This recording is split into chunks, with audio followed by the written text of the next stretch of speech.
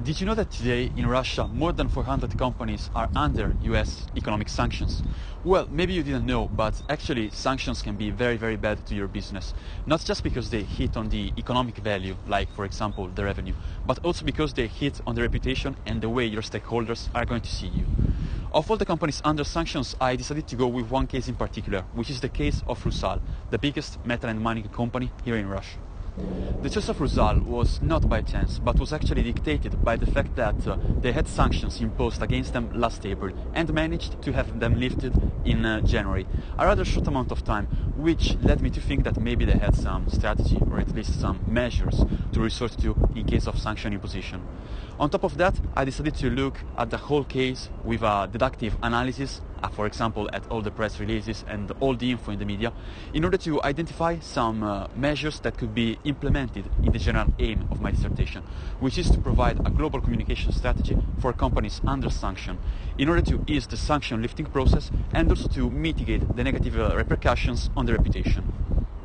Basically, by looking at the case of RUSAL, I came up with my own three-stage crisis management model. The first part is about crisis communication, how communications in your company should be adjusted in order to put the fire of the crisis out. The second part is about lobbying, which was actually the main dish in RUSAL's overall strategy.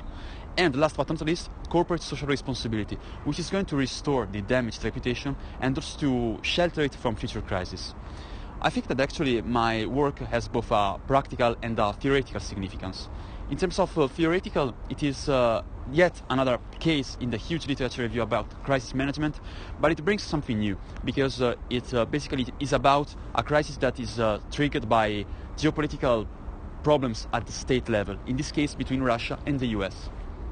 Instead, in terms of practicability, as the recent case of Huawei showed, Russia is not the only country that is experiencing problems with the US right now, which is why I think that my strategy will be of some use to all those practitioners working for companies that are located in countries that kind of challenge the supremacy of the US in the international arena. Also, the US are using economic sanctions as foreign policy tools, we could say, which is why we are going to see them more and more. Last but not least, I will also try to come up with my own crisis management model based on the so-called theory of the negative and positive balance. To put it simple, whenever your company is put under sanctions, it's like you're called into a game, and like any other game, you need your strategy to succeed and to be ready, like I was right now. Thank you so much, guys. I think it's okay.